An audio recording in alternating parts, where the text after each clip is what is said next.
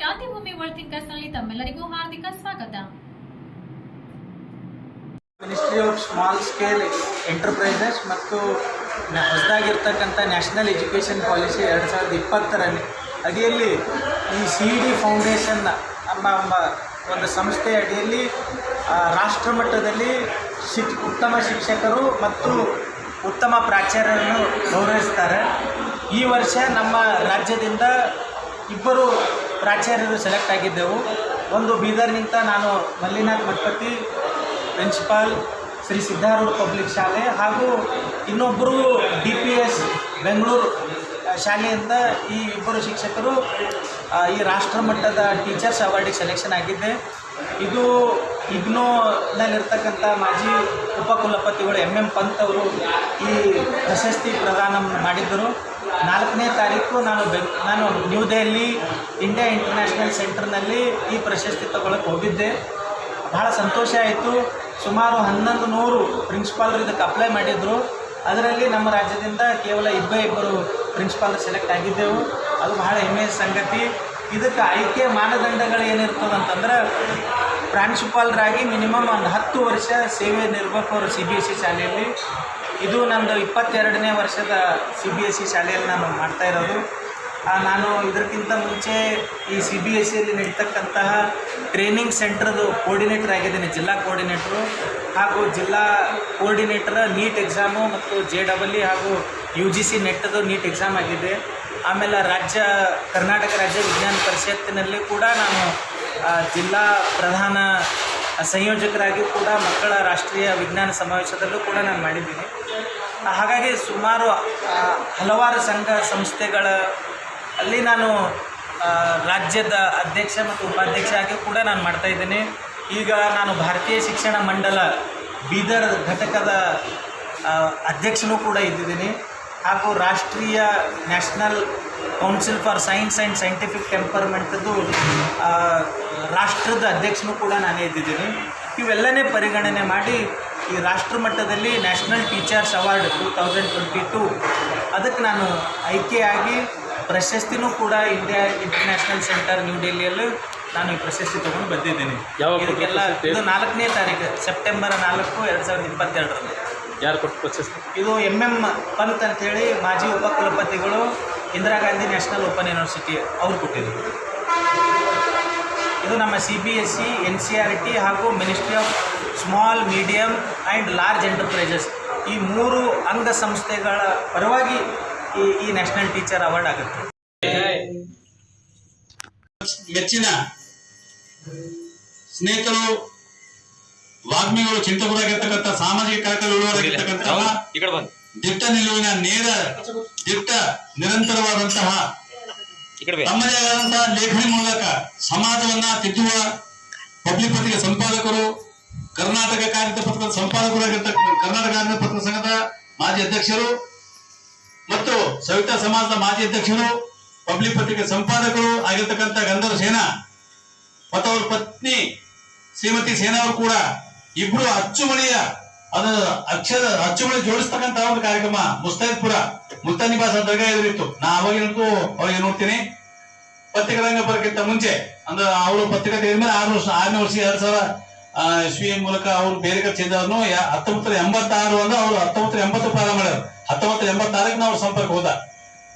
ಅವತ್ತಿನಿಂದ ನಿರಂತರವಾಗಿ ಅವ್ರ ಮಗಳು ಬಂದಿದ್ದಾರೆ, ಕಿರಣ್ ಸೇನಾ ಅವರ ಪುತ್ರ ಬಂದಿದ್ದಾರೆ. ಅವರು ಎಲ್ಲರೂ ಕೂಡ ಇವತ್ತು ಸಂತೋಷದ ಒಂದು ಸಂಗತಿ ಅಂದ್ರೆ, ಇವತ್ತು ಸಾಮಾಜಿಕವಾಗಿ ಯಾರು ನಿಷ್ಠುರವಾಗಿ ಪತ್ರಿಕೆದಾಗ ಯಾರು ಬರವಣಿಗೆ ಹೇಳ್ತಾರೆ ಇವತ್ತಿನೂ ಕೂಡ ಅಷ್ಟೇ ವ್ಯಾಲ್ಯೂ ಇದೆ ಸಮಾಜದಲ್ಲಿ. ನಿಷ್ಠುರವಾದಂತಹ ಲೇಖನ ಅದು ಯಾವುದೇ ಒಂದು ವ್ಯಕ್ತಿಗೆ ಅಥವಾ ಯಾವುದೇ ಒಂದು ಪಕ್ಷಕ್ಕೆ ಅಂತಲ್ಲ, ಯಾವ ವ್ಯಕ್ತಿ ಯಾವ ನಿಖರವಾದಂತಹ ವರದಿ ಮಾಡ್ತಾರೋ ಅವ್ರಿಗೆ ಸಮಾಜ ಒಪ್ಕೊಳ್ತಕ್ಕಂಥದ್ದು ನಾವು ನೋಡ್ತಾ ಇದ್ದೇವೆ. ಇವತ್ತು ಭೀಮಣ್ಣ ಬೀದರ್ಕರ್ ಸುಬ್ರಹ್ಮಣ್ಯಂ ಪ್ರಿಂಟರ್ಸ್ ಇವತ್ತು ಅವರು ವೃತ್ತಿಯಲ್ಲಿ ಪ್ರಿಂಟರ್ಸ್ ಪತ್ರಕರ್ತ ಇದ್ರು ಕೂಡ, ಹವ್ಯಾಸಿ ಪತ್ರಕರ್ತರಾಗಿದ್ರು ಕೂಡ ಕೇವಲ ತಾನು ಪ್ರಿಂಟ್ ಮಾಡಬೇಕು, ಗಳಿಸ್ಬೇಕು, ದುಡ್ಡು ಮಾಡಬೇಕು ಅಂತ ಅಷ್ಟಿಲ್ಲ. ನಮ್ಮ ಸ್ನೇಹಿತರುಗಳ ಯಾರೇ ಇರಲಿ ಅವ್ರಿಗೆ ಸನ್ಮಾನ ಮಾಡ್ತಕ್ಕಂಥ ಯಾರ ಬಂದ್ರೆ ಒಳ್ಳೆ ಗುಣ ಅದ, ಅದು ನಮ್ಮ ಭೀಮಣ್ಣ ಬೀದರ್ಕರ್ ಯಾಕತ್ಪುರ ಅವರು ಚಪಾತಿ ಮೂಲಕ ಸಮಾಜ ಅದೆಷ್ಟೇ ಗಳಿಸ್ಬೋದು. ಪರಿಸ್ಥಿತಿಗಳಲ್ಲಿ ಖರ್ಚು ಮಾಡ್ತಕ್ಕಂಥ ವ್ಯಕ್ತಿ ಯಾರಾದ್ರೂ ನಮ್ಮಲ್ಲಿ ಬೀದರ್ದಾಗ ಒಂದು 200 ಪ್ರಿಂಟರ್ಸ್ ಅವ ಇವತ್ತು. ಡಿಜಿಟಲ್ ಪ್ರಿಂಟರ್ಸ್ ಅವ, ಆಫ್ಸೆಟ್ ಪ್ರಿಂಟರ್ಸ್ ಅವ, ಟ್ರೇಡಲ್ ಪ್ರಿಂಟರ್ಸ್ ಅವ, ಸ್ಕ್ರೀನ್ ಪ್ರಿಂಟರ್ಸ್ ಅವ, ಜಿರಾಕ್ಸ್ ಕಲರ್ ಪ್ರಿಂಟರ್ಸ್ ಅವ, DTP ಪ್ರಿಂಟರ್ಸ್ ಅವ. ಯಾರು ಇಂತ ತಲೆಗೆ ಹೋಚ್ಕೊಂಬಲ್ಲ. ಕೆಲಸ ಮುಗಿತು ಅಂದ್ರೆ ಅವ್ರ ಮನೆಗೆ ಗೂಡ್ ಸೇರ್ಕೋತಾರೆ. ಮತ್ತೆ ಬೆಳಗ್ಗೆ ಆಗ 11 ಗಂಟೆ ತನಕ ಬರ. ಅದು ಭೀಮಣ್ಣ ಬೀದರ್ಕರ್ ತಮ್ಮ ಯಾರೇ ನಮ್ಮ ಮಿತ್ರ ಮಂಡಳದಾಗ ಉನ್ನತಿ ಸಾಧಿಸರು, ಅವ್ರ ಏನೋ ಕಾರ್ಯಕ್ರಮ ಇತ್ತು, ಏನೋ ಪ್ರಶಸ್ತಿ ಸಿಕ್ತು ಅಂತಂದ್ರ ಸ್ವತಃ ಅವರು ಮುಂದೆ ಬಂದು ನಾವು ಸನ್ಮಾನ ಮಾಡ್ತಕ್ಕಂಥದ್ದು ಇದು ಸಾಮಾನ್ಯ ಮಾತಲ್ಲಿ ಎಲ್ಲರೂ ಬರಲ್ಲ. ಸಮಾಜ ಸೇವೆ ಅಂತಕ್ಕಂಥ ಎಲ್ಲರೂ ಬರಲ್ಲ. ಕಾಣ್ತಾರೆ ಇವ್ರು ಏನೋ ಹುಚ್ಚರಿ ಅಂತ ಸಮಾಜ ಏನ ಕೆಲಸ ಬಿಟ್ಟು ಪ್ರಿಂಟಿಂಗ್ ಪ್ರೆಸ್ ಅವ್ರು ನಮ್ಮ ಕೆಲಸ ಮುಗಿಸ್ಕೊಂಡು ಮನೆ ಮಾಡ್ಕೋತೀವಪ್ಪ ಆರಾಮ್ ರೆಸ್ಟ್ ಅಂತ ಹೇಳಿ. ಆದ್ರೆ ಜಗತ್ತು ಆ ಮನೆ ಮಾಡ್ಕೊಂಡ್ರೆ ಯಾರು ಗೊತ್ತಿದೆ. ಕರೋಡಪತಿ ಬಂಗಾರ ಬಿಸ್ಕಿಟ್ ಮೇಲೆ ಮಾಡ್ಕೋಬಹುದು, ಸಿಂಧವಂತ ನೋಟಿ ಮೇಲೆ ಮಾಡ್ಕೋಬಹುದು. ಸಮಾಜ ಗೊತ್ತಿರಲ್ಲ. ಸಮಾಜ ಯಾರಿಗೆ ಗೊತ್ತಿರ್ತದೆ ಅಂದ್ರೆ ಯಾರು ಕೆಲಸ ಮಾಡ್ತಾ ಇದಾರೆ, ಯಾರು ಸೇವೆ ಮಾಡ್ತಾ ಇದಾರೆ, ಯಾರು ನಿಸ್ವಾರ್ಥ ಸೇವೆ ಮಾಡ್ತಾ ಇದಾರೆ, ತನ್ನೆಲ್ಲ ಕೆಲಸ ಕೊಟ್ಟು ಇನ್ನು ಸಮಾಜ ಅಂದ್ರೆ ಅವ್ರು ಇವತ್ತು ಆ ಸೇವೆ ಮಾಡ್ತಕ್ಕಂಥವ್ರು ಒಂದ್ ಕಡೆ ಇದ್ರೆ, ಇನ್ನೊಂದು ಕಡೆ ಗಂಧರ್ವ ಸೇನ ಅವರು ತಮ್ಮ ಕುಟುಂಬ ಸಮೇತ ಇದ್ರೂ ಕೂಡ ಅವರು ನಮ್ಮ ನೆಟ್ವರ್ಕ್ ಬಿಸ್ನೆಸ್ ಆಗಲಿ, ಪತ್ರಿಕಾ ರಂಗ ಆಗಲಿ, ಮನೆಯಿಂದ ಹೊರಗೆ ಬಂದು ತ್ಯಾಗ ಮಾಡ್ತಕ್ಕಂಥ ಸಾಮಾನ್ಯ ಮಾತಲ್ಲ. ಸಮಯ ಪ್ರತಿಯೊಂದು ಕ್ಷಣ ಇವತ್ತು ತ್ಯಾಗ ಮಾಡಬೇಕಾದ್ರೆ ಅದು ಇನ್ನು ಬಹಳಷ್ಟು ಮಹತ್ವ. ಅಂತ ಒಂದು ದೇವರಾದಾಸ್ ಅವರ ಜಯಂತಿ ನಿಮಿತ್ತವಾಗಿ ಅವರಿಗೆ ಹಿಂದುಳಿದ ವರ್ಗದ ಇಲಾಖೆ ಮತ್ತು ಅವರಿಗೆ ಒಂದು ಪ್ರಶಸ್ತಿ ಸಿಕ್ಕತಕ್ಕಂಥದ್ದು ಸಾಮಾನ್ಯ ಮಾತಲ್ಲ. ಆ ವ್ಯಕ್ತಿನೂ ಕೂಡ ಅಷ್ಟೇ. ದೇವರಾದಾಸ್ ದೇವರಾದಾಸ್ ಮುಖ್ಯಮಂತ್ರಿ ಇದ್ರು ಭೀಮಣ್ಣವರೇ, ನೀವು ನೋಡಿರಲು ಗೊತ್ತಿಲ್ಲ. ನಾ 1982 ಇಸ್ವಿದಾಗ ನಾನು ಚಾಮರಾಜದಿಂದ ಆಗಿನ ತಿಪ್ಪೇಸ್ವಾಮಿ ಅವ್ರಿಗೆ ಗೊತ್ತದ, ಆಗ ನಡ್ಕೊಂಡು ಬರ್ತಿದ್ವಿ ಜನವಾಡಕ್ಕೆ. ಅವ್ರು ನಡೆದಿದ್ರು ಅಲ್ಲಿ ಒಬ್ಬ ಜನವಾಡದಾಗ ಮುಖ್ಯಮಂತ್ರಿ ಆಗ ಅಂಬೇಡ್ಕರ್ ಆಗಿದ್ವಿ. ಇಷ್ಟ ಪೊಲೀಸ್ ಗಿರಿ ಚಾವಲಿ ಯಾರೇ ಅವ್ರು ಹೋಗ್ತಿರುವಾಗ ಅವ್ ಮಂಜೆ ಒಬ್ಬ ಗುಂಗ್ರಿ ತಗೊಂಡಿಂತಾನ ಅದು ಚೌಕ್ ಮೇಲೆ ಜನವಾಡದಾಗ. ನಾನೇ ಸತ್ತಲ್ಲ ಸಣ್ಣ ಚಟಿ ಹಾಕೊಂಡಿದ್ದೆ ಆಗ ಚಂದ ಮತ್ತ ಮುಖ್ಯಮಂತ್ರಿ ಹಿಂಗ್ ಕುತ್ತಿ ಹಿಂಗ್ ನುಗ್ಗತ್ರ ತಂದು ಹೋಗ್ತೇವೆ. ಆಗೇನಿಲ್ಲ, ಹಿಂಗೆ ಕಾಲ ಹಿಂಗೆ ಹೋಗಿದ್ದೆ ನಾನೇ. ಏನಪ್ಪಾ ನಾನು ಆಕ್ಷಡಿ ವಾಪರ ಸರ್ ಹಿಂಗ ಓದತ್ತೀನಿ ಸರ್ಸ್ಕೊ ಹೌದಾ ಒಳ್ಳೆದೈತಿ. ಅಲ್ಲಿ ಜನರು ಬಂದು ಸರ್ ಮುಖ್ಯಮಂತ್ರಿಗಳು ಅಂದ್ರೆ ಗುಂಡಿ ಹಚ್ಚಿದ್ರು, ಉಣ್ಣಿ ಮಾಡಿಕೆ ಸಲ ಮಾಡಿ ಅವ್ರು ಬಳ್ಳ ಹಾಕಿದ್ರು. ಅಂದ್ರೆ ಇಂಥ CM ಅತಿ ಸಿಂಪಲ್ ಆಗಿ ಅಂದ್ರ ಈಗ HD ಕುಮಾರಸ್ವಾಮಿ ಅವ್ರ ನಂತರ ನೋಡಿ ಅದೇ ತರ ಸಮೀಪ ನಿಂತ್ಕೊಂಡು ಮಾತ್ರ ಅಂತ ನೋಡಿನಿ. ಆ ಮುಖ್ಯಮಂತ್ರಿ ದೇವರಾದಾಸ್ ತೀರ್ಕೊಂಡ ಮೋಕ್ಷ ಮಾಡಕ್ ರೊಕ್ಕ ಇದೀನಿ ನಿಮ್ಗೆ ನೆನಪು. ಇದು ಒಂದೇ ಸಾಕು. ಅವ್ರು ಮಣ್ಣು ಮಾಡ್ಬೇಕಾದ್ರೆ ಅವ್ರ ಶಾಲೆಗೆ ದುಡ್ಡಿದ್ದಿಲ್ಲ. ಮುಖ್ಯಮಂತ್ರಿ ಇವತ್ತು ಸಾಮಾನ್ಯ ಮಂತ್ರಿ ಒಂದು MLA ಆದ್ರೆ ಎಷ್ಟು ದುಡ್ಡು ಇವತ್ತು ವ್ಯಕ್ತಿ ಹೆಸರಿನ ಇವತ್ತು ಗಂಧರ್ವ ಅಂತ ವ್ಯಕ್ತಿಗೆ ಪ್ರಶಸ್ತಿ ಸಿಗ್ತದೆ. ಇದಕ್ಕಿಂತ ದೊಡ್ಡದು ಯಾವುದೇ ಇದು 10 ತೊಲಿಗೆ ಅರಗೈಟಂಗೆ ಇವರು ಚಪ್ಪಾಳೆ ತಗೊಂಡ್ಬರ್ತಾರೆ.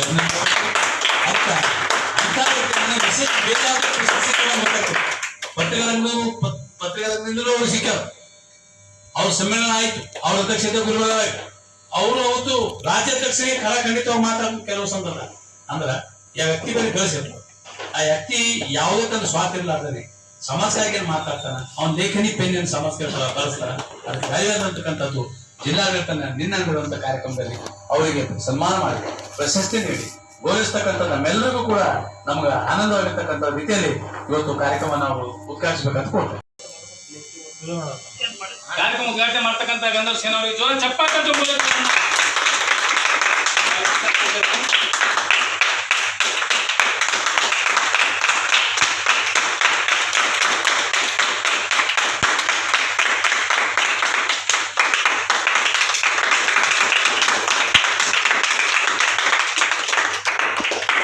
ಅವ್ರ ಪುತ್ರಿಯವರು ಕೂಡ ಮೊಮ್ಮಗ ಅವರು ಕೂಡ ಕೊಡ್ತಾ ಇದ್ದಾರೆ. ಅವ್ರಿಗೆ ಕೂಡ ಜ್ಯೋತಿಗಳು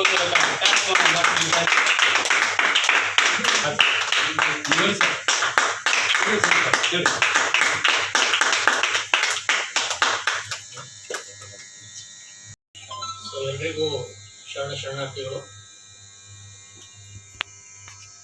ಒಂದೊಂದು ಜಾಗದ ಒಂದು ಮಹಿಮೆ ಇರ್ತದೆ. ಯಾರು ಒಪ್ಪಿಗೆ ಒಪ್ಪಂದ ಇರಲಿ, ಒಪ್ಪಂದು ಅಂತಾರಲ್ಲಿ ಜಗತ್ತಿನಲ್ಲಿ ಒಪ್ಪದೇ ಬಟ್ ಇರ್ತವೆ. ಯಾಕಂದ್ರೆ ನಾವು ಜಗತ್ತಿನಲ್ಲಿ ಬಹಳಷ್ಟು ಪ್ರಾಣಿಗಳ ಪೈಕಿ ಮನುಷ್ಯ ಪ್ರಾಣಿ ಕೂಡ ಒಂದು. ಆದ್ರೆ ಈ ಏನು ನಂಬಿಕೆಗಳವ, ಆಸ್ಥೆಗಳವ, ಅದರೊಳಗೂ ಒಂದು ಶಕ್ತಿ ಅದ. ಈ ಜಾಗದಲ್ಲಿ ಬಂದವರು ಬಹಳ ಮಂದಿಗೆ ಅದು ಅನುಭವ ಆಗಿ ನನಗೂ ಆಗಿದೆ.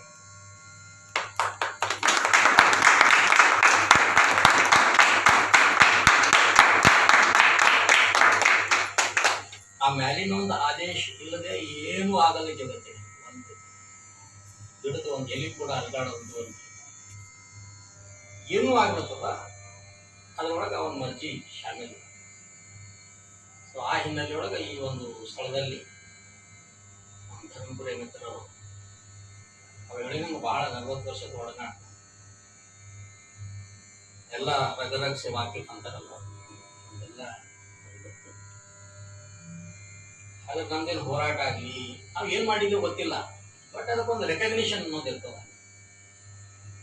ಆ ರೆಕಗ್ನಿಷನ್ಗೆ ಇವತ್ತ ಲೈನ್ ಹಚ್ಚಿ ಶಿಫಾರಸು ಮಾಡಿ ಓಡಾಡಿ ಪುರಸ್ಕಾರಗಳು ಪಡಿತಕ್ಕಂಥ ಕಾಲ. ಆ ಲೈನ್ನಲ್ಲಿ ನಾ ಇಲ್ಲದೆ ಇರೋದು ಕಾರಣ ನನ್ಗಿಂತ ನಂತರ ಬಹಳಷ್ಟು ಮಂದಿ ಬಂದಿನವರು ರಾಜ್ಯೋತ್ಸವ ಪ್ರಶಸ್ತಿನೂ ಆ ಪ್ರಶಸ್ತಿನೂ ಈ ಪ್ರಶಸ್ತಿ ಎಲ್ಲ ಗಿಟ್ಟಿಸ್ಕೊಂಡ. ನಮಗೆಲ್ಲ ಡಿವೋವ ನಮಗೆ ಹಿಂಗೆ ಯಾರ ಕಡೆಯನ್ನು ಹಚ್ಚಿ ಎಬ್ಬಿಸಿ ಅಂದರೆ ನಾವು ಹೇಳೋ ನಾವು ಹಿನ್ನೆಲೆ ಒಳಗೆ ಇವತ್ತಿನ ದಿವಸ ಜಿಲ್ಲಾ ಮಟ್ಟದಲ್ಲಿ ಪ್ರಶಸ್ತಿ ದೇವರಾದರ್ಶ ಪ್ರಶಸ್ತಿ ಅಂತ ಹೇಳಿ ಸರ್ಕಾರ ಮಾಡ್ಯದ. ಅದಕ್ಕೆ ಲಾಸ್ಟ್ ನಮ್ಮ 8 ಮಂದಿ ಅರ್ಜಿಗಳಿದ್ದು ಅಂತ ನನಗೆ ಅರ್ಜಿ ಹಾಕೋದು ಗೊತ್ತಿತ್ತು. ನಾಳೆ ಬೆಳಗ್ಗೆ ಒಂದು 10 ಗಂಟೆಗೆ ಮೀಟಿಂಗ್ ಅದು ಅಂದ್ರೆ ರಾತ್ರಿಗೆ ಹೋಗಿ ಮುಚ್ಕೊಂಡು ಒಂದು ತಿಂಗಳಿಗೆ ಒಂದು ಬಯೋಡಾಟಾ ಕಳಿಸ್ತೀವಿ. ಆ ತರಾತುರಿನಲ್ಲಿ ಏನಿತ್ತು ಒಂದು 4 ಲೈನ್ ಗೀಚಿ ನಾವು ಅವ್ರಿಗೆ ಕೊಟ್ಟ. ಏಸ್ ಮಂದಿ ಮೆಂಬರ್ ಅವ್ರಿಗೆ ನಂದು ಯಾರಿಗೆ ಹೇಳೋದಪ್ಪ, ನೀ ಬಗ್ಗೆ ನನ್ನ ಬಗ್ಗೆ ನಿಮ್ಗೆ ಬರ್ತದೆ, ನಿಮ್ಮ ಬಗ್ಗೆ ನಾನು ಬರ್ತದೆ, ನೀ ಏನು ಮಾಡ್ತೀವಿ ನಿನ್ನ ಕೈಲಿ ಆದಷ್ಟು ಮಾಡು, ಸಿಕ್ಕು ಬಿಡಲ್ಲ, ನಾನು ಚಿಂತೆ ಇಲ್ಲ. ಆ ಮನುಷ್ಯ ಹೋಗಿ ಬಿಟ್ಟಿದ್ದ ಯಾರಿತ್ತು ಕೊಟ್ಟ 9ನೇ ನಂಬರ್ ನಮ್ದು ರಿಜಿಸ್ಟ್ರೇಷನ್ಗೆ ಆಗಿತ್ತು. ಆ ಡಿ ಸಿ ಅವರು ಎಲ್ಲರೂ ಪ್ರೊಫಾರ್ಮ ನೋಡಿ ಎಲ್ಲ ಕಮಿಟಿ ಮಾಡ್ಯಾರ ಸರ್ಕಾರ ಒಂದು ಆಯ್ಕೆ ಸಮಿತಿ. ಅದರೊಳಗೆ ನಮ್ಮದು ನೋಡಿದ್ರಾಗ ಅವರಿಗೆ ಕನ್ವಿನ್ಸ್ ಆಯಿತು. ಮತ್ತು ಡಿ ಸಿಗೆ ಗೊತ್ತಿಲ್ಲ ನಾ ಭೇಟಿ ಅವ್ರು ಪ್ರೆಸ್ ಕಾನ್ಫರೆನ್ಸ್ ಅಂತ ಕರೆದಿಲ್ಲ, ಬಂದಿದ್ದು ಮುಖಾಮುಖಿ ಭೇಟಿ ಪರಿಚಯ ಕಮಿಟಿದಾಗಿದ್ದಂಥವ್ರು ಯಾರು ಡೈರೆಕ್ಟ್ ಪರಿಚಯ. ಬಟ್ ಅದು ಏನು ಅವ್ನ ಮೆರಿಟ್ ಅಂತಾರಲ್ಲ ಆಗತ್ತೆ. ಸೊ ಇದೊಂದು ಕಾಕ್ತಾಳಿ ಅನ್ರಿ, ಒಂದು ದೈವಿ ಶಕ್ತಿ ಅಂತ ಪುರಸ್ಕಾರ ದೊಡ್ಡದಲ್ಲ, ಬಟ್ ಅದ್ರ ಮುಖಾಂತರ ಒಂದು ಇಡೀ ಸಮಾಜಕ್ಕೆ, ದೇಶಕ್ಕೆ, ಜಿಲ್ಲೆಗೆ ಮೆಸೇಜ್ ಹೋಗ್ತದೆ, ಸಂದೇಶ ಹೋಗ್ತದೆ. ಅದು ಮುಖ್ಯ. ದೇವರಾಜ್ ಅವ್ರು ಮಾಡಿದ್ದು 2 ಸಲ, ಬಸವಣ್ಣವ್ರು ಮಾಡಿದ್ದು 2 ಸಲ. ಇಂಥ ಮಹಾಪುರುಷರಿಗೆ ಭೂಮಿ ಮೇಲೆ ಬಂದ್ಬಿಟ್ಟೆ ಜನರ ಕಲ್ಯಾಣ ಸಲುವಾಗಿ ಚಿಂತನೆ ಮಾಡಿ ಅದರೊಳಗೆ ವಿಶೇಷವಾಗಿ ಬಡವರು, ಭಕ್ತರು, ಶೋಷಿತರು ಅಂಥವ್ರ ಬಗ್ಗೆನೇ ಕಾಳಜಿ ವಹಿಸಿ ನೋಡಿ ಇವತ್ತು ಮಹಾಪುರುಷರು ಆಗ್ಯಾರ. ಅಂಥವ್ರ ಬಗ್ಗೆ ದೇವರಾಜ್ ಅರಸು ದೊಡ್ಡ ಕೊಡುಗೆ ನಮ್ಮ ಕರ್ನಾಟಕ ರಾಜ್ಯ. ಆ ಭೂ ಸುಧಾರಣೆ ಕಾಯ್ದೆ ಅನ್ನುವಂಥದ್ದು ಭಾಳ ದೊಡ್ಡ ಕಾಯ್ದೆ ಇದೆ, ಅದ್ಭುತವಾದಂಥ ಭಾಳ ಜನ ಗೊತ್ತಿಲ್ಲ.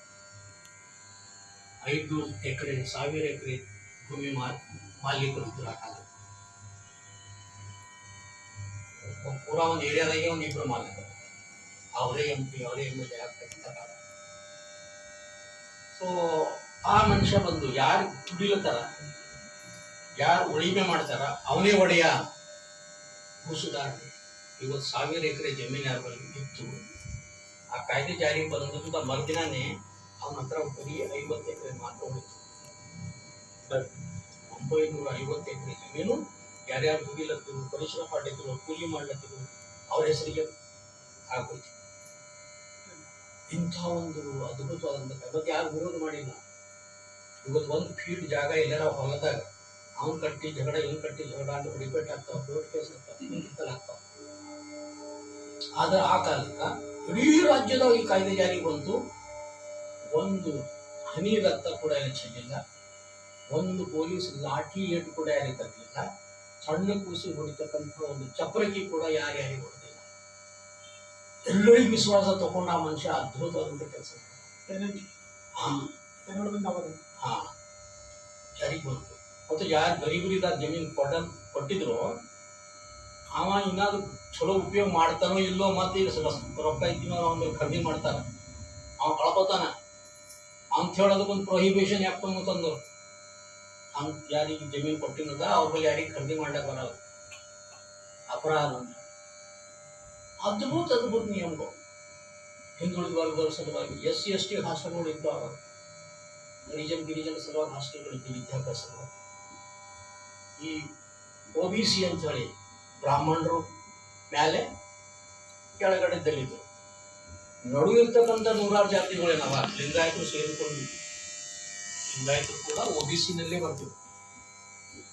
ಅವರಿಗೆಲ್ಲ ವಿದ್ಯಾಭ್ಯಾಸ ಮಾಡಿಸ್ಲಕ್ಕ ಒಂದು ಒಳ್ಳೆ ವ್ಯವಸ್ಥೆ ಬೇಕಂತೇಳಿ OBC ಹಾಸ್ಟೆಲ್ ಅನ್ನುವಂಥ ಚಾಲೂ ಮಾಡ್ತಾರೆ. ಇಡೀ ರಾಜ್ಯದ ಜಾರಿಗೆ ಬಂತು, ಜಿಲ್ಲೆಗೊಂದು ಹಾಸ್ಟೆಲ್ ಅಂತ. ಆ ಹಾಸ್ಟೆಲ್ ಮುಖಾಂತರ ಅನೇಕ ಹುಡುಗರು ಹೈದರಾಬಾದ್ಗೆ ಹೋಗ್ತಿದ್ರು, ಜನ ಹೋಗ್ತಾ ಇದ್ದೀನಿ, ಹಿಂದಿನ ವಿದ್ಯಾಭ್ಯಾಸ ಸಾಕ್ತಿದ್ರು. ಇಂಥ ಅನೇಕ ತಿದ್ದುಪಡಿ ತಂದು ಹೊಸ ಕ್ರಾಂತಿ 8 ವರ್ಷ ಮುಖ್ಯಮಂತ್ರಿ ಇದ್ದರು, ಯಾರು ವಿರೋಧ ಮಾಡಿಲ್ಲ. ಅದ್ಭುತವಾದ ವ್ಯಕ್ತಿತ್ವ, ದೈವಿ ಶಕ್ತಿ ಇತ್ತು, ಏನಿತ್ತು ಅಂಥ ಒಂದು ಮಹಾ ವ್ಯಕ್ತಿ. ಅದ್ರ ಅರಸು ಅಂದ್ರೆ ಅವ್ರ ಮನೆತನ ಬಹಳ ದಿಗ್ಗಜ ಶ್ರೀಮಂತ ಮನೆತನದಿಂದ ಬಂದು ಕೂಡ ಬಡವರ ಬಗ್ಗೆ ಚಿಂತನೆ ಮಾಡ್ತಕ್ಕಂಥ ಅದು ಮುಖ್ಯ. ಸೊ ಆ ಹಿನ್ನೆಲೆ ಒಳಗೆ ಅವರೇನು ಇತಿಹಾಸ ರಚನೆ ಮಾಡಿದ್ರೆ ಅದು ಪರ್ವಕಾಲ, ಪಾರ್ಟಿ ಯಾವುದೇ ಪಕ್ಷ ಯಾವುದೇ ಇರಲಿ, ಅದು ಅವ್ರದ್ದು ಅರಸು ಅವರ ಒಂದು ಕಾಲ ಅಂತ ಹೇಳಿ ಗೊತ್ತು, ದಾಖಲೆ ಅದ.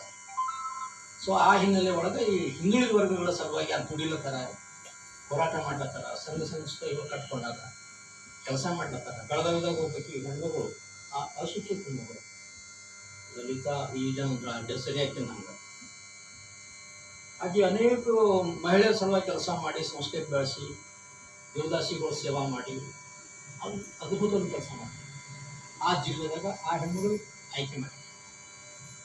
ಸೊ ಹಂಗೆ ನಾವು ಅಂಥದ್ದೇನು ದೊಡ್ಡ ಮಾಡಿಲ್ಲ, ಚೂರು ಪಾರು ಹೋರಾಟಗಳು ಮಾಡಿಲ್ಲ. ನಾವು ಇವ್ರ ಬಳಿ ನಾವು ಒಂದು ಪೆನ್ ಹಿಡ್ಕೊಂಡು ಬಂದು ಕೆಲಸ ಮಾಡಿದ್ವಿ. ಸರ್ಕಾರಿ ನೌಕರಿ ಆಸೆ ಹೋಗ್ಲಾರ್ದಂಗೆ ಆ ಕಾಲಕ್ಕೆ ಏನೋ ಮಾಡ್ಕೊಂಡು ಬೆಳ್ದವು.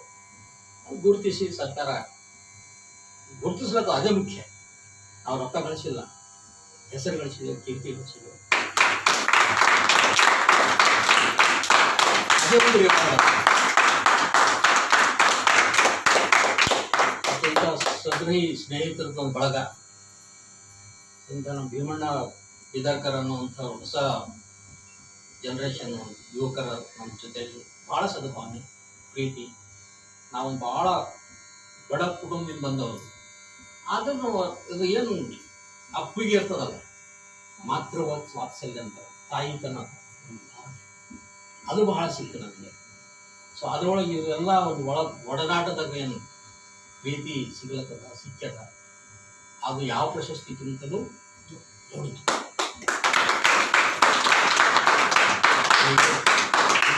ಎರಡನೇ ಸಲ ಬರ್ತಾ ಇದ್ದೀನಿ. ಅವ್ರೇನು ಹೇಳೋದು ಭಜನೆ ನಾವು ಆಮೇಲೆ ಮಾಡೋಣ, ಅವ್ರಿಗೆ ಇದ್ರೊಳಗೆ ನಂಬಿಕೆ ಇಲ್ಲ, ಅವ್ರಿಗೆ ಇದು ಹೇಳೋದು ನಂಬಿಕೆ ಪ್ರಶ್ನೆ ಬೇರೆ. ಹೇಳಿನಲ್ಲ ನಾನು ಒಂದು ಅರ್ಥದಾಗ ಅವ್ರು ಹೇಳಿದ್ದು ನಿಜ, ಸುಳ್ಳಿಲ್ಲ. ನಾನು ಪಂಡರ್ಪುರ್, ತುಳಜಾಪುರ್, ಅದು ಇದು ಇವತ್ತಿನ ತಿರುಪತಿ, ಬಾಲಾಜಿ, ಶಿರ್ಡಿ ಇದಕ್ಕೆ ಹೋಗಿಲ್ಲ. ಗುಡಿ ಗುಂಡಾರ ಕೊಟ್ಟಲ್ಲ, ಬಸವಣ್ಣ ಹೇಳಿದ ತತ್ವದಾಗ ಅರಿವೇ ಗುರು ಬಹಳ ಹಾಗೆ ಬಸವಣ್ಣ ಕೂಡ ಒಂದು ಲಿಂಗ ಕೈಯಾಗ ಕೊಟ್ಟ. ಏಕಾಗ್ರತೆ ಸಲುವಾಗಿ ಒಂದಷ್ಟು ಬೇಕು. ಯಾರು ಅದಕ್ಕೆ ನಂಬ್ತಾರೆ, ಯಾರು ಇದಕ್ಕೆ ನಂಬ್ತಾರೆ, ಯಾರು ಅದಕ್ಕೆ ನಂಬ್ತಾರೆ, ಯಾರು ನಿರಾಕಾರಾಗಿ ನಂಬೋರು ಇರ್ತಾರೆ. ಹಂಗೆ ವಿವಿಧ ರೀತಿಯಲ್ಲಿ, ಯಾಕಂದ್ರೆ ಎಲ್ಲರೂ ಮನಸ್ಥಿತಿ ಒಂದೇ ಇರಲ್ಲ, ಎಲ್ಲ ಇದಕ್ಕೆ ಗೌರವಿಸ್ತಾರೆ. ನಾವು ನಂಬುತ್ತಿರಲ್ಲ, ನಂಬಂದ್ರೆ ಇಲ್ಲ. ಸೊ ಹಂಗೆ ಈ ಸ್ಥಳದಲ್ಲಿ ಕೂಡ ನಂಬಿಕೆ ಇಟ್ಕೊಂಡು ಬರ್ತಕ್ಕಂಥವ್ರಿಗೆ ಲಾಭ ಆಗ್ಯದ, ಆಗ್ತದ್ನು ಕೂಡ ನಮಗೆ टाइम टेबल खटाखट 10 मिनट भजनी 10 मिनट भाषण 10 मिनट नाश्ता 5 मिनट चाय आಮೇಲೆ ರಫು ಚಕ್ಕ ಇವ್ರ ಮಿಲಿಟರಿ ಶಾಸನ ಅದ ನಮ್ಗೆ ಗೊತ್ತಲ್ಲ, ಟೈಮ್ ತಗೊಳ್ಳಲ್ಲ. ಮತ್ತು ಈ ಸಮಯದಲ್ಲಿ ಎಲ್ಲ ಹೋದ್ಸಲಾನು ಬಂದಿದ್ದೀವಿ ವೇದಿಕೆಗೆ. ಈ ನಮ್ಮ ಮನೆಯವರು ಕೂಡ ಅವ್ರಿಗೆ ಗೊತ್ತಲ್ಲ, ಪತ್ರಿಕೆ ಹೋರಾಟ ಅಂತಂದ್ರೆ ಭಾಳ ದೊಡ್ಡ ಹೋರಾಟ. ಅವ್ರ ಸಾಥಿ ಇರ್ತಿದ್ದಿಲ್ಲ ಅಂದ್ರೂ ನಾವು ಇದನ್ನ ಬೆಳೀತಿದ್ದಿಲ್ಲ ಶುರು ಕಾಲದಾಗ. ಈಗೆಲ್ಲ ಆನಂದ ಆಗ್ಯದ, ಉಳ್ಳಾಗ ರೊಟ್ಟಿ ಸಿಗ್ತದೆ, ಎಲ್ಲ ತಂಗಿಯಲ್ಲ ಏನೂ ಇಂದು ಕಾಲಕ್ಕೆ ಭಾಳ ಹಗಲು ರಾತ್ರಿ ಬರ್ತೀವಿ. ಈಗ ಇಂಥವ್ರು ಹೆಗಲ ಮೇಲೆ ಹಾಕಿದ್ದೀವಿ ಹೋಗ್ತಾರೆ, ನಾವೇನು ಮಾಡ್ಲತ್ತಿಲ್ಲ. ಪ್ರಿಂಟಿಂಗ್ ಕೆಲಸ ರಾತ್ರಿ ಬೆಳಗ್ಗೆ ಬೇಕಾಗ್ತದೆ ಅವರೇ. ಸೊ ಅಂತ ಎಲ್ಲ ಗೆಳೋದು ಟೀಮ್ ಆಗ್ಯದ, ತಂಡ ಆಗ್ಯದ. ಆ ತಂಡದ ಪ್ರಾಡಕ್ಟೇ ನಾವು. ಇವಾಗ ನಮ್ಮ ಯಶಸ್ಸಿನಲ್ಲಿ ಎಲ್ಲರಿಗೂ ಸಹಭಾಗಿತ್ವದ, ಎಲ್ಲರೂ ಬೆಂಬಲ. ಇದು ಬೆಳಗ್ಗೆ ಒಂದು ಹುಡುಕಿ 4 ಮಂದಿ ಹೋಗಿದ್ದಾನೆ. ನಾವು 25 ವರ್ಷ 30 ವರ್ಷ 40 ವರ್ಷ ಒಳಗೆ ನಾನು ಸಂಘ ಡೈರೆಕ್ಟ್ ಕೆಲಸ ಮಾಡ್ಯಾರ. ಡೈರೆಕ್ಟ್ ಪ್ರೇರಣೆ ಪಡ್ತೀನಿ, ಶಕ್ತಿ ಪಡ್ತೀನಿ. ಮತ್ತೆ ಹೋಗಿ ನೋಡಿದ್ರು ನೀವು ಯಾಕೆ ಬಂದಿರಿ ಅಂತ ಕೇಳೋರು ಇದ್ರಿಗೆ ನಮ್ದು ಥ್ಯಾಂಕ್ಸ್ ಒಳಗೆ ಬಂದಿರಿ. ನಿಮ್ಗೆಲ್ಲ ಆ ಕಾಲದಿಂದ ಬೆಂಬಲ ಇತ್ತು. ಇದು ಒಂದು ಸಣ್ಣ ರೆಕಗ್ನಿಷನ್ ಆಗಿಲ್ಲ. ಆ ರೆಕಗ್ನಿಷನ್ ಕಾಣ್ತಿರ್ತೀನಿ ನಂಗೆ. ಬರೀ ಹೂಮಾಲೆ ಶಾಲು ತುರೈನ್ ಎಲ್ಲ ಒಂದು 50,000 ಚೆಕ್ ಬಿ ಕೊಟ್ಟ. ಜಿಲ್ಲಾ ಮಟ್ಟದ ಒಬ್ಬರಿಗೆ, ಪ್ರತಿ ಜಿಲ್ಲೆ ಗುಲ್ಬರ್ಗ ಒಬ್ಬರಿಗೆ, ರಾಯಚೂರು ಒಬ್ಬರಿಗೆ, ಕೊಪ್ಪಳ ಒಬ್ಬರಿಗೆ, ಜಿಲ್ಲಾ ಮಟ್ಟದಲ್ಲಿ ಹೋದ ವರ್ಷ ಏನಿತ್ತು ಬೆಂಗಳೂರಿನಾಗೆ ಸೀಮಿತ. ಬೆಂಗಳೂರಿಗೆ ಕಳಿಸಿ ಒಂದು 25-30 ಮಂದಿಗೆ ರೆಕಮೆಂಡ್ ಮಾಡಿ ಕಳಿಸ್ತೀವಿ, ಅಲ್ಲಿ ಕೊಡ್ತೀವಿ. ಈ ಸಲ ಏನು ಮಾಡ್ಯಾರ, ಅಲ್ಲಿ ಮಾಡೋದ್ರಾಗ ಬೆಂಗಳೂರು ಸುತ್ತಮುತ್ತ 5-6 ಮಂದಿನೇ ಕೊಡ್ಕೊಳತ್ತೀವಿ. ಬೀದರ್ ದುರ್ಗ ಹತ್ರ ಬರ್ಲತ್ತಿದ್ದಿಲ್ಲ, ನಂಬರ್ ಹತ್ಲತ್ತಿಲ್ಲ. ಹಂಗಾಗಿ ಈ ವರ್ಷ ಜಿಲ್ಲೆಗೆ ಬಂದು ಅಂತ ಹೇಳಿ ಅಲ್ಲಿಂದಲೇ ಡಿಸ್ಟ್ರಿಬ್ಯೂಟ್ ಮಾಡ್ಯಾರ. ಹಾಗಾಗಿನ ಸಲುವಾಗಿ ನಮ್ಮ ಜನ ಬಂತು. ಇಲ್ಲಿ ದಿನ 10 ವರ್ಷ ಆದರೂ ಬರ್ತಿದ್ದಿಲ್ಲ. ಸೊ ಈ ಕಾರಣ ಎಲ್ಲರಿಗೂ ನನ್ನ ಬಗ್ಗೆ ಅಭಿಮಾನ ಇಟ್ಕೊಂಡು ಎಲ್ಲರಿಗೂ ಎಲ್ಲರ ಹೆಸರು ಹೇಳಲಿಕ್ಕೆ ಆಗಲ್ಲ. ಸರ್ ನಾನು ಎಲ್ಲ ಆತ್ಮನಿಂದ ಎಲ್ಲರಿಗೂ ಧನ್ಯವಾದ. ತಿಮ್ಮಣ್ಣ ವಿದ್ಯಾರ್ಥ ಭಾಳ ಹಳೆಯ ಫೋಟೋಗಳು ಸಿಗ್ತಾವೆ. ನಾವು ಮನೆಗೆ ತೋರಿಸಿದ ಗುಣ ಸಿಗಲ್ಲ, ನಾನು ಗುಣ ಸಿಗಲ್ಲ, ಅವ್ರ ಗುಣ ಸಿಗಲ್ಲ ಅಂತ ಫೋಟೋಗಳ. ಸೊ ಆ ಕಾಲದಿಂದ ಈ ಕಾಲಕ್ಕೆ ನಾವು ಸರಿ ಇದ್ದಾರೆ. ಸೊ ಎಲ್ಲರಿಗೂ ವಂದಿಸಿ